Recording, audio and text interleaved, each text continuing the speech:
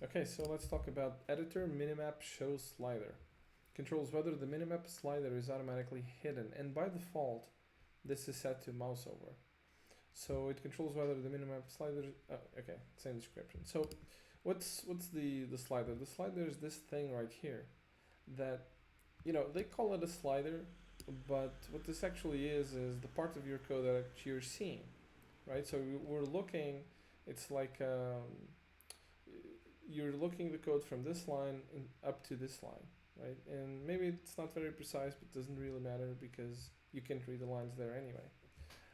So the this setting controls whether you can see that only when you hover over the minimap or always. And actually I prefer always because I like to have an idea of what I'm looking at on the minimap. So I'm gonna leave this one as always.